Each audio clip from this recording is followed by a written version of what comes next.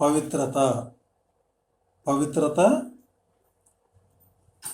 అంటే ఏమిటి?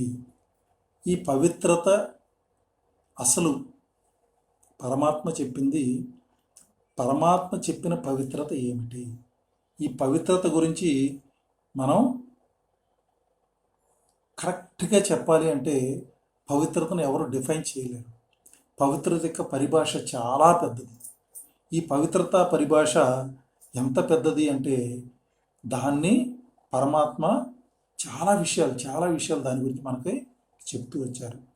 ఆత్మ యొక్క పవిత్రత ఆత్మ యొక్క కోర్ వాల్యూ అంటే మూల గుణం. స్టార్టింగ్ ఆత్మకి పవిత్రత తర్వాత మిగిలిన గుణాలన్నీ. ఈ పవిత్రత నుంచే అన్నీ వస్తాయి. ఈ పవిత్రతే పునాది. కాబట్టి బాబా ఇస్తున్న ఈ జ్ఞానం ద్వారా మనం ఆత్మలో అని ఎప్పుడైతే తెలిసిందో, అంటే ఆత్మిక స్థితిలో మనం ఎప్పుడైతే స్థితి అవుతామో, ఈ ఆత్మిక స్థితి అయినప్పుడు ఆత్మ యొక్క మూల గుణమైన పవిత్రత ఆత్మలో ఎమర్జ్ అవుతుంది. నిజానికి ఆత్మలో పవిత్రత ఉంది, మెర్జ్ అయిపోయింది, ఎక్కడో ఉంది. ఈ మెర్జ్ అయిపోయిన పవిత్రత ఆ పరమాత్మ జ్ఞానం ద్వారా ప్రేరేపించబడి, అంటే ఆత్మని తెలుసుకోవడం ద్వారా ఆత్మ యొక్క స్థితిలో స్థితమైతే ఆత్మ యొక్క మూల గుణమైన పవిత్రత ఎమర్జ్ అవుతుంది. అయితే నిజానికి ఈ పవిత్రతే మొత్తం సృష్టికి ఆధారం.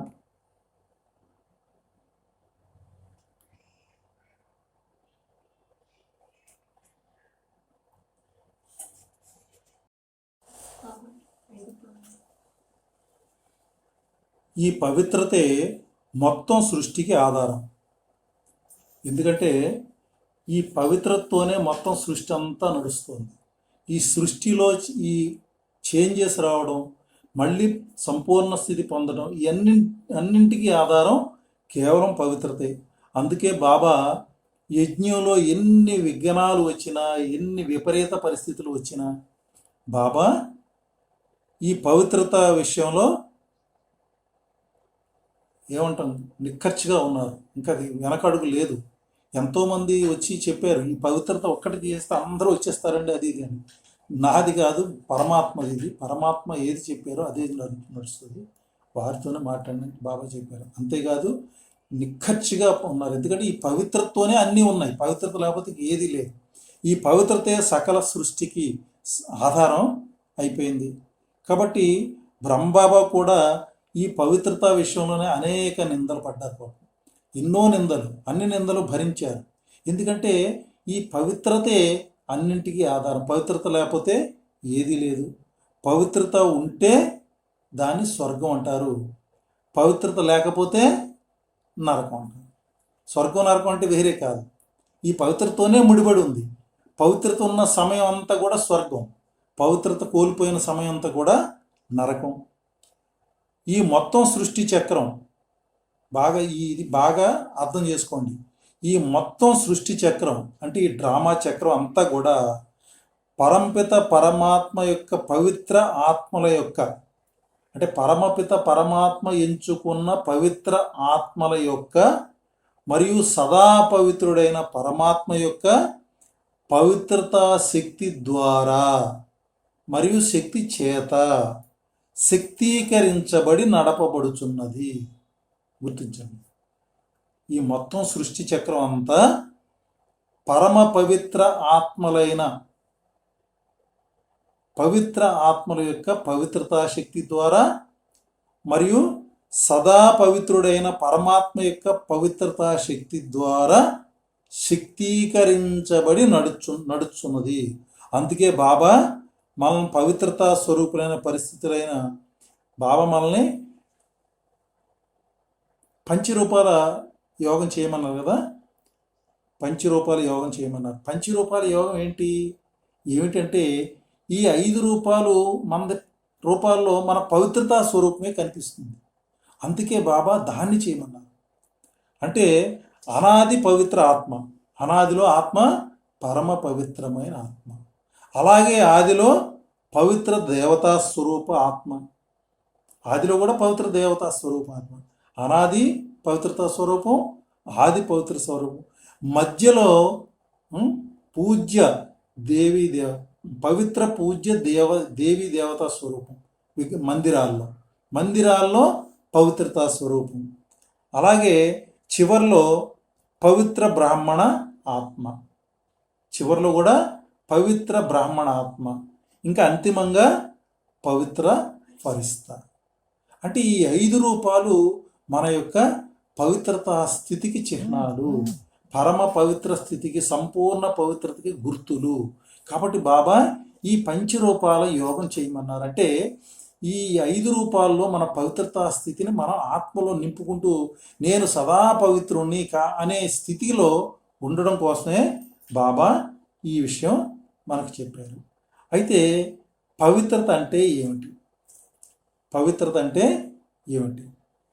పవిత్రతని నిజానికి ఈ పవిత్రత అనే వర్డ్ నిజం చెప్పాలంటే పవిత్రత అంటే ఏంటంటే ఈ పవిత్రత అనే మాట కూడా కేవలం భారతదేశానికి మాత్రమే చెందింది. ఏ ఇతర దేశాల్లో ఈ వర్డ్ లేనే లేదు. పవిత్రత అంటే పవిత్రత, దానికి అలా వేరే సబ్స్టిట్యూట్ లేనే లేదు. ఎందుకంటే పవిత్రతను రిజంబ్లెన్స్ చేసే మాటలే ఎక్కడా లేవు. ఇంగ్లీష్లో ఉందనుకోండి, ఇంగ్లీష్లో ఏమంటారు పవిత్రతని? ప్యూరిటీ అంటారు. ప్యూరిటీ అంటే పవిత్రత కాదు. ప్యూర్ అంటే స్వచ్ఛమైన అని అర్థం. ప్యూరిటీ అంటే స్వచ్ఛత, పవిత్రత అవ్వదు. పవిత్రతకి ఎగ్జాక్ట్ వర్డ్ వేరే భాషల్లో అంటే ఒక్క ఇండియాలోనే ఉంది, ఇంకెక్కడా లేదు. ఎందుకంటే పరమాత్మ అవతరించిన భూమి భారతదేశం. ఈ భారతదేశంలో పరమాత్మ అవతరించి ఏ పవిత్రతనైతే స్థాపన చేస్తున్నారో ఈ పవిత్రత ఇతర దేశాల వారికి ఎవరికి తెలియదు. కాబట్టి అక్కడ ఇది లేనే లేదు. కాబట్టి పవిత్రత అనేది కేవలం భారతదేశ సొంతం. ఇదే పవిత్రత అనే మాట హిందీలోను పవిత్రతే, తెలుగులోను పవిత్రతే, సాంస్క్రిట్లోను ఎక్కడ తీసుకున్న పవిత్రతే. ఇక్కడ అంత పవిత్రతే ఉంటుంది. మిగిలిన భాషల్లో దానికి సరైన సబ్స్టిట్యూట్ లేనే లేదు, ఉండదు కూడా. కాబట్టి పవిత్రత మన సొంతం, గుర్తుపెట్టుకోండి. పవిత్రత మన సొంతం. అటువంటి పవిత్రత అంటే ఏ ఆత్మలైతే సత్యయుగి దేవీ దేవత ఆత్మలు ఉన్నారో ఈ ఆత్మలందరి యొక్క సొంతం ఈ పవిత్రత. అంటే 2500 సంవత్సరాలు ఏ ఆత్మలైతే ఉన్నారో ఆ ఆత్మలకు మాత్రమే ఈ పవిత్రత సొంతం. ఇంకా మిగిలిన ఆత్మలకి ఈ పవిత్రత లేనే లేదు.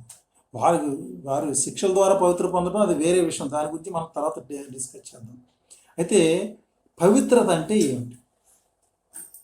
పవిత్రత అంటే ఏమిటి అంటే పవిత్రత గురించి తెలియాలి అంటే ఒక చిన్న భక్తిలో ఒక చిన్న కథ ఉంది.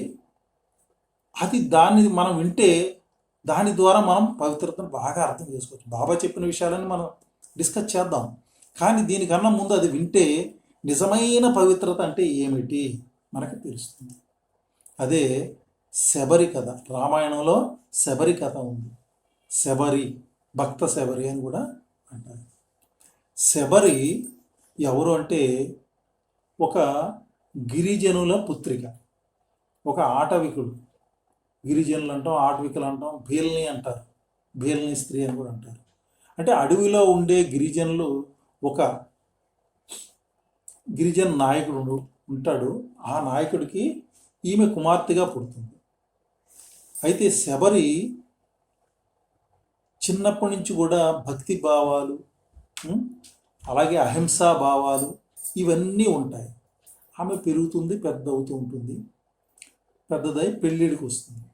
పెళ్ళిడికి వచ్చినప్పుడు ఒకరోజు వాళ్ళ తండ్రి 1000 గొర్రెలను తీసుకొచ్చి చుట్టూ కట్టేస్తారు. కట్టేస్తే అవి చూస్తుంది అమ్మాయి.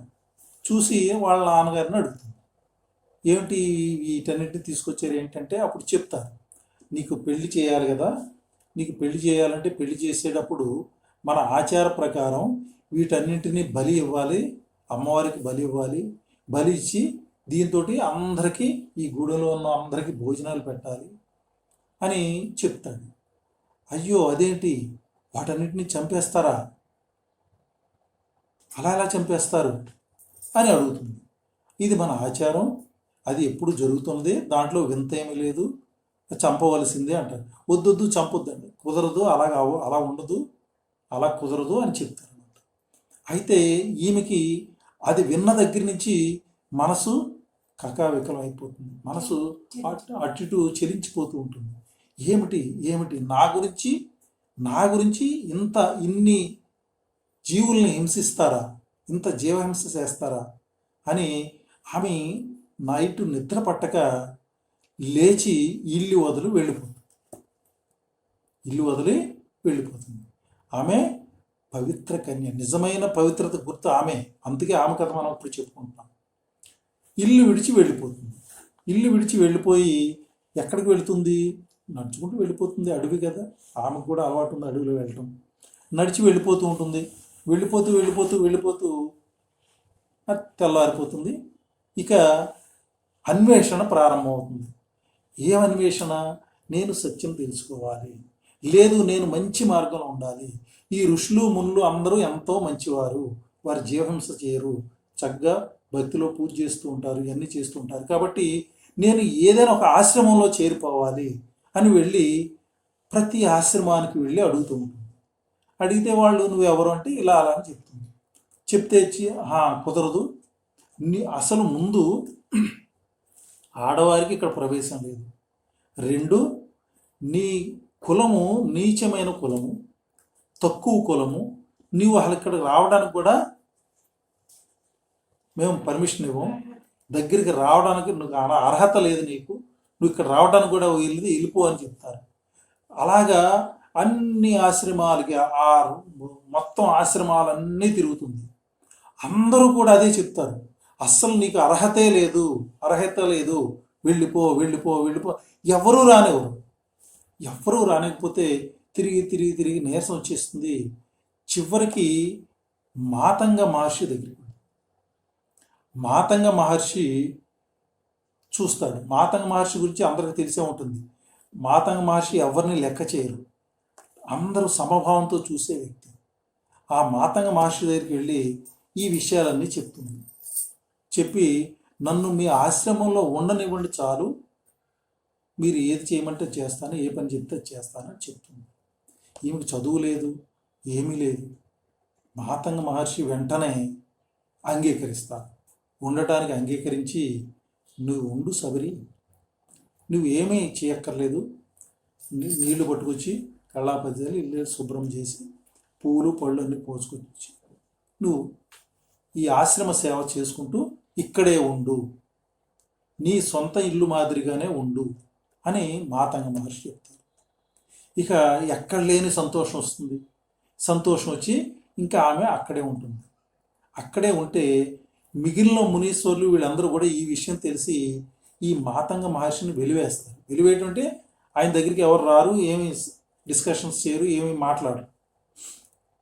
అయినప్పటికీ మాతంగ మహర్షి ఆశ్రమ ధర్మాలన్నీ చక్కగా చేస్తూ అన్నీ నిర్వర్తిస్తూ ఉంటారు.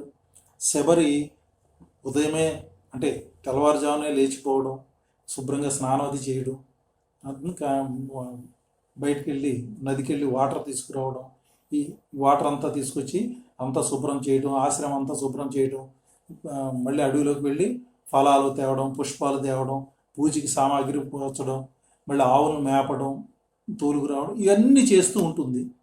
అన్నీ చేస్తూ ఎంతో ఆనందంగా ఉంటుంది. సమయం దొరికినప్పుడల్లా కూర్చుని వారు చెప్పే మాటలు వింటూ ఉంటుంది. ఆమెకి ఆ మాటలు చాలా నచ్చుతాయి. రోజుకి 2 మాటలు విన్నా కూడా ఆమె ఆ మిగిలిన 24 గంటల ఆనందంలో పొంగిపోతూ ఉంటుంది. పరమాత్మ గురించిన మాటలు, ఈ విషయాలు వింటూ ఉంటుంది అన్నమాట. రాముడు గురించిన మాటలు, విష్ణువు గురించిన మాటలు వేరు చెప్తూ ఉంటారు. చెప్తూ ఉంటే అవి వింటూ ఆనందంలో తేలియాడిపోతుంటాయి. ఇలాగా రోజులు గడిచిపోతూ ఉంటాయి. ఇలా గడిచిపోతూ ఉంటే కొంతకాలం అయ్యేటప్పటికీ మాతంగ మహర్షి ఇంకా వెళ్ళిపోయే సమయం దగ్గర పడుతుంది. శరీరాన్ని విడిచిపెట్టి వెళ్ళే సమయం దగ్గర పడుతుంది. శరీరాన్ని వదిలిపెట్టే సమయం దగ్గర పడినప్పుడు మాతంగ మహర్షి ఏం చేస్తారంటే శబరిని పిలిచి, శబరి, నేను వెళ్ళిపోయే సమయం వచ్చింది, నేను ఇంకా దేహం విడిచి వెళ్ళిపోతాను, నీకు ఏదైనా కోరిక ఉంటే చెప్పు, అది తీర్చి వెళ్తాను అంటుంది. శబరి నిజంగా ఈ మాతంగ మహర్షిని, ఆ మహర్షిని గురువుగా చూసుకుంటూనే ఆ మహర్షిలోనే భగవంతుని చూసుకుంటూ ఉంటుంది. భగవంతుడే వీరు అన్న, గురువుగారే భగవంతుడు అన్న స్థితిలో ఆమె ఉంటూ ఉంటుంది. అప్పుడు ఆమె ఏమంటుందంటే, గురువుగారు నాకు ఏమీ వద్దు, నాకు ఏ కోరికలు లేవు. ఇది గ్రహించండి బాగా. పవిత్ర ఆత్మ అంటే ఎలా ఉంటుంది అనేది ఇయే ఉదాహరణ. నాకు ఏ కోరికలు లేవు, కేవలం మీరే నాకు భగవంతుడు, మీతో నన్ను తీసుకెళ్ళిపోండి. మీరే నాకు భగవంతుడు, మీతో నన్ను తీసుకెళ్ళిపోండి అని అడుగుతుంది. అప్పుడు మాతంగ మహర్షి అంటారు, కాదమ్మా, ఇది సృష్టికి విరుద్ధం, నా సమయం అయింది తప్ప నీ సమయం కాలేదు. కాబట్టి నీ కోరిక ఇప్పుడు కాదు, రాముడు ఏ భగవంతుడైతే రాముడు రూపంలో ఇప్పుడు పాత్రను అభినయిస్తున్నాడో ఆ రాముడు నీ దగ్గరికి వస్తాడు. నీ దగ్గరికి వచ్చిన తర్వాత నువ్వు రాముడిని దర్శించిన తర్వాత నీకు ఆ స్థితి, ఆ ప్రాప్తి లభిస్తుంది అని చెప్తాడు. చెప్పి ఆయన దేహం విడిచి వెళ్ళిపోతారు. వెళ్ళిపోయే ముందు కూడా ఈ ఆశ్రమంలో నీవే ఉండు, ఈ ఆశ్రమంలోనే ఉండు, ఈ ఆశ్రమాన్ని అలాగా నడిపించు అని కూడా చెప్పి వెళ్ళిపోతాడు. ఆయన వెళ్ళిపోయిన తర్వాత ఎప్పుడైతే భగవంతుడు శ్రీరాముడు మీ దగ్గరికి వస్తారని మాట విందో, ఇక మరణాల నుంచి మొదలు పెడుతుంది. ఉదయమే లేచిపోవడం, ఎప్పుడో 2 ఎప్పుడో లేచిపోవడం, శుభ్రంగా శుభ్రం క్లీన్ చేసేయడం, అన్నీ క్లీన్ చేసి ఆ దారి పొడుగున, అంటే ఇంకా దారి అయితే ఏదైతే ఉందో ఆశ్రమానికి వచ్చే దారిలో ముళ్ళు కానీ పొల ముక్కలు కానీ అవి కానీ ఉంటే శుభ్రం చేసేయడం, తీగలు అవి అడ్డు తగులుతాయేమో నా రాముడు కానీ అన్నీ తీసేయడం, అన్నీ తీసేసి కొన్ని పూలన్నీ దాని మీద జల్లడం, మళ్ళీ వెంటనే ఒక అడవిలోకి వెళ్ళడం. వెళుతూ ఆ ఆశ్రమం దగ్గరలోనే ఒక పెద్ద చెట్టు ఉంటుంది. ఆ చెట్టును ఆకులు కోసుకుని, ఆమె అడవిలో తిరిగిన అమ్మాయి కదా, చాలా ఈజీ ఆవిడ. ఆ చెట్టు ఎక్కి ఆకులు కోసుకుని ఆ ఆకులను ఒక బుట్ట కింద కట్టి ఆ బుట్ట తీసుకుని వెళ్ళి అడవిలో ఉండే పళ్ళు అన్ని రేగుపళ్ళే ఆల్మోస్ట్ అన్ని ఏరి కోసుకుని పట్టుకొచ్చి ఇంట్లో పెట్టేది. అంటే రాముడు వస్తే రాముడికి నేను ఈ మంచి ఫలాలు నేను పెట్టాలి, తినిపించాలి అనే భావన మొట్టమొదటి రోజు నుంచి ఉంది ఆమెకి. ఈ పని ఒకరోజు కాదు, 2 రోజులు కాదు, ప్రతిరోజు చేస్తూనే ఉంది. ఈరోజు రాముడు వస్తాడు, ఈరోజు రాముడు వస్తాడు, ఈరోజు రాముడు వస్తాడు. ప్రతిరోజు పూలు చల్లడం, చెట్టు ఎక్కడం, బుట్ట అల్లుకోవడం, అడవికి వెళ్ళడం, పళ్ళు తేవడం, అన్ని రెడీ పెట్టి ఎదురు చూస్తూ ఆ రాముడి కోసమే, ఇంకా వేరే చింత లేదు, వేరే ఆలోచన లేదు. ఆ రాముడి కోసమే నా రాముడు ఏది ఎక్కడా వస్తున్నాడా అని ఎదురు చూస్తూ సాయంత్రం అయిపోయేది. మళ్ళీ మర్నాడు ఈ ఫలాలు తీసేసి పక్కన వేసేసి మళ్ళీ సేమ్ ఫలాలు తీసుకొచ్చి, ఈ విధంగా ప్రతిరోజు, 1 రోజు కాదు, 2 రోజులు కాదు, 3 రోజులు కాదు, ప్రతిరోజు సంవత్సరాలు. ఇక్కడ ఇంకో విషయం ఏంటంటే, అక్కడ పంపా సరస్సు ఉండేది. పంపా నది అంటాం మనం ఇప్పుడు. ఆ పంపా సరస్సు ఒకటి ఉండేది. ఆ సరస్సులో వాటర్ తెచ్చుకునేవారు. ఆ వాటర్ వాళ్ళు పట్టుకెళ్ళని ఇచ్చేవారు కాదు. ఈ దూరంగా, అడవి నుంచి దూరంగా వెళ్ళి ఎక్కడో దూరంగా ఉన్న నీరు తెచ్చుకుంటూ ఉండేది. తెచ్చుకుంటూ ఎంతో శుభ్రం చేసుకుంటూ ఉండేది. ఇన్ని పనులు రోజు చేస్తూ రాముడు కోసం, కేవలం రాముడు, ఆ మనస్సు నిండా రాముడే, బుద్ధి నిండా రాముడే, ఆ రాముడు కోసం ఇలా చేస్తూ 1 రోజు కాదు, 2 రోజులు కాదు, 1 సంవత్సరం కాదు, 2 సంవత్సరాలు కాదు, రోజులు గడిచిపోతూ ఉన్నాయి. ఈ విధంగా కొన్ని రోజులకి ఆమె బాగా ముసలి ఆవిడైపోయింది. అంటే ఎన్ని రోజులు, ఎన్నిసార్లు చెట్లు కాయలు కోసిందో మీరు ఆలోచించండి. ముసలి ఆవిడైపోయింది. ముసలామె అయిపోయి ఇంకా కర్ర పట్టుకుని నడవలసిన పరిస్థితి ఏర్పడింది. అయినా కూడా ఫలాలు తేవడం మాత్రం మానలేదు. కాకపోతే నీటి కోసం అంత దూరం వెళ్ళలేక పక్కనే ఉన్న పంపా సరస్సుకు వెళ్తుంది. కుండ పట్టుకుని నీళ్ళు తేవడానికి వెళుతుంది. కుండ పట్టుకుని నీళ్ళు తేవడానికి వెళితే ఆ పంప సరస్సు గట్టునే ఇంకో మునీశ్వరుడు ఎవరో ఉంటాడు. ఆయన ఏదో ఓం బోరు సహా చేస్తూ ఉంటాడు. ఆయన తపస్సు ఆయన చేస్తూ ఉంటాడు. ఈ వెళ్ళి నీళ్లు ముంచుతూ ఉంటుంది. ఆ ముంచుతున్నప్పుడు బుడ సౌండ్ వస్తుంది. ఆ సౌండ్కి ఒకసారి ఈయన చూస్తాడు. ఒకసారి చూసి ఇదేమిటి, ఈమె ఈ సరస్సులో అడుగుపెట్టింది, సరస్సు అంతా అపవిత్రం అయిపోయింది, నువ్వు ఇక్కడ రావడానికి వీల్లేదు, ఎందుకు వచ్చావు అని చెప్తూ ఆమెపై ఒక రాయి విసురుతాడు. ఈ ముసలామె పైగా ఆ నీళ్ళల్లోనే ఉంది, నీళ్లు ముంచుతూనే ఉంది. ఆ రాయి వెళ్ళి ఆమెకి తగులుతుంది. ఆ రాయి వెళ్ళి ఆమెకి తగిలినప్పుడు ఒక్క రక్తపు చుక్క కింద కారి ఆ నీళ్ళలో పడుతుంది. ఎప్పుడైతే ఆ రక్తపు చుక్క నీళ్ళలో పడిందో ఈమె కొండ ముంచుకుని వెళ్ళిపోతుంది. ఆయనకే మళ్ళీ కొడతాడో తిడతాడో ఏమో అని గబగబా నడవలేని స్థితి, అలాగే గబగబా వెళ్ళిపోతుంది. కానీ ఆ రక్తపు చుక్క నీటిలో పడి మొత్తం సరసంతా కూడా ఎర్రగా రక్తంలా మారి ఎర్రగా అయిపోతుంది. ఈమె వెళ్ళిపోతుంది. ఇదేంటి ఇలా అయిపోయింది అని చూస్తారు. చూసి మిగిలిన వాళ్ళందరికీ చెప్తారు. అతను వెళ్ళి అందరు చెప్తే అందరూ వస్తారు. అందరూ వచ్చి చూస్తే ఆ పంప సరస్సంతా కూడా పూర్తిగా ఎర్రగా అయిపోయింది. వీరికి మంచినీళ్ళు లేవు, అలా యజ్ఞయాగాలు జపతపాలు చేసుకోవడానికి కావాల్సిన వాటర్ లేదు, అలాగే సంధ్యావందనం తీర్చుకోవడానికి వాటికి కావాలన్న వాటర్ లేదు. ఇప్పుడు దాన్ని ఏం చేయాలి అని ఆలోచించి అక్కడే కూర్చుండి యజ్ఞాలు చేస్తారు, యాగాలు చేస్తారు, తపస్సు చేస్తారు, గంగాజలం తెప్పించి దాంట్లో కలుపుతారు. ఏది చేసినా అది మారట్లేదు. గంగాజలం తెప్పించి కలుపుతారు, అయినా మారలేదు. యమునా నది నుంచి వచ్చిన వాటర్ ఎవరి దగ్గర ఉందంటే అది కలుపుతారు, అది మారలేదు. ఏది చేసినా వాటర్ మాత్రం మారట్లేదు. అప్పుడు అక్కడున్న మునీశ్వరులు ఒక ఆయన చెప్తారు, రాముడు భగవంతుడట వచ్చాడు, ఇదే అడవిలో తిరుగుతున్నాడు, ఆయన భగవంతుడు అంటున్నారు కదా, ఆయన వస్తే ఆయన అడుగు పెడితే ఇది మారిపోవచ్చు అని అంటాడు. అంటే అప్పుడు వెంటనే కొంచెం వయసులో ఉన్న 2-3 మునీశ్వరుల్ని పంపిస్తే ఒక వాళ్ళు రాముడు ఉన్న ప్లేస్కి వెళ్ళి రాముడితో చెప్పి రాముని తీసుకొస్తారు.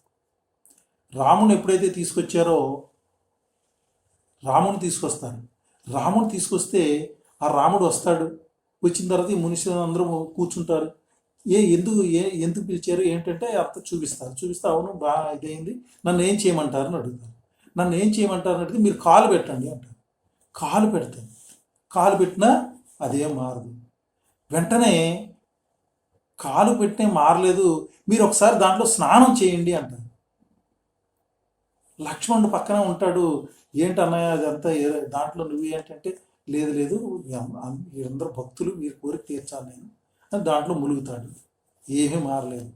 ఇంకొకళ్ళు అంటారు లేదు అది నోట్లో వేసుకుని పుక్కిలించి ఊయండి మారిపోతుంది అంటారు. అది చేస్తాడు, అప్పటికీ మారలేదు. అయితే ఏది చేసినా మారట్లేదు. అప్పుడు రాముడు ఇది ఎలా జరిగింది అని అడుగుతారు. అడిగితే వారందరూ కూడా ఈ విషయం చెప్తారు.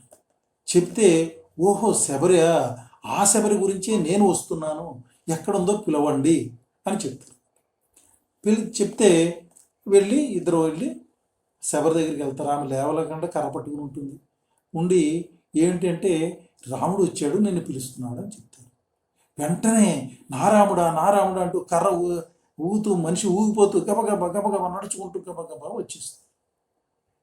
వచ్చేసి రాముడు మధ్యలో కూర్చుని ఉన్నాడు, మెరిసిపోతూ ఉన్నాడు. చూస్తుంది, ఆమె కళ్ళకే కనిపిస్తాడు, మెరిసిపోతూ కనిపిస్తాడు భగవంతుడు. మిగిలిన వాళ్ళందరికీ కనపడేది వేరే, ఆమె కనపడేది వేరే. ఓహో నారాముడు అంటే గబగబా వచ్చేసి కాళ్ళ దగ్గరికి వచ్చి కాళ్ళ మీద పడిపోతుంది.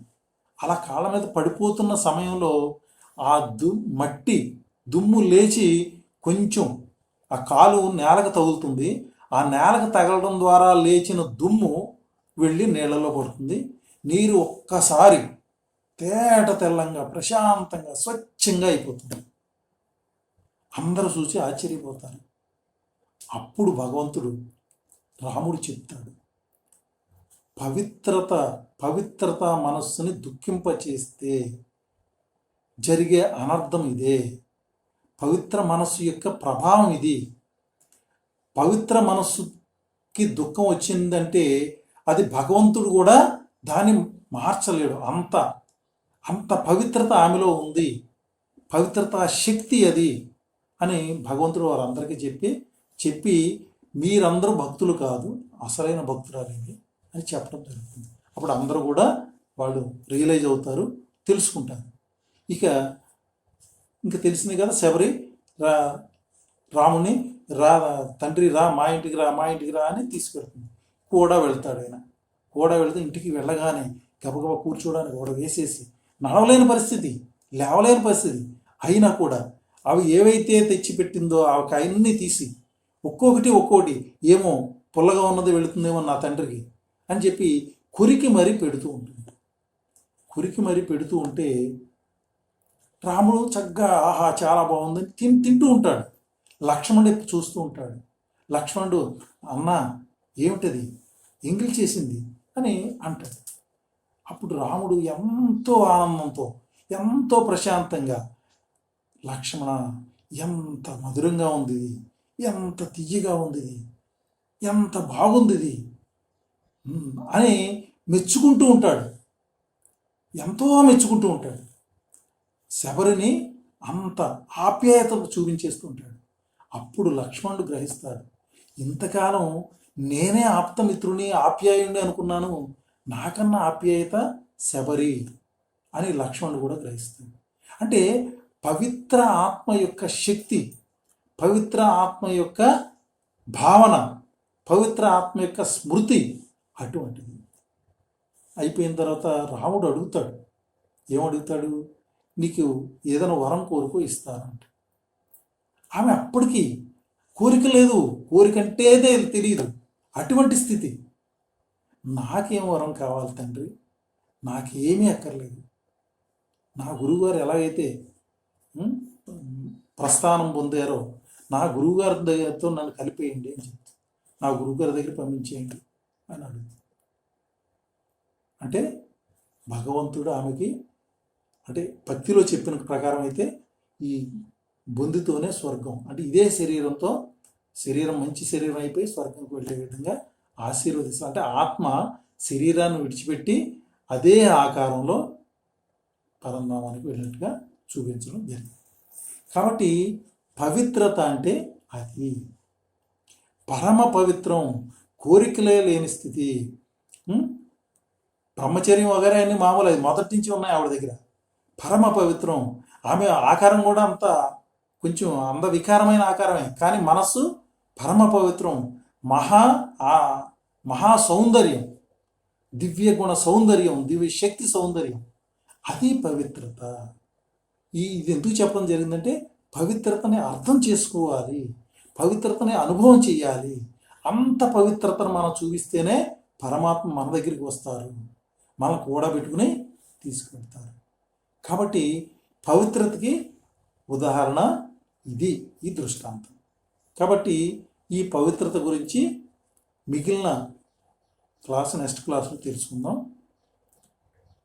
ఈరోజుకి సమయం చాలా అయింది కాబట్టి ఈరోజుకి సమాప్తం చేద్దాం.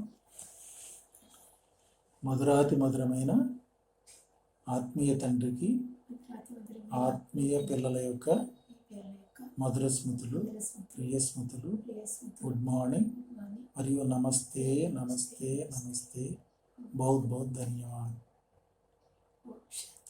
ఓం శాంతి. ఆత్మలందరికీ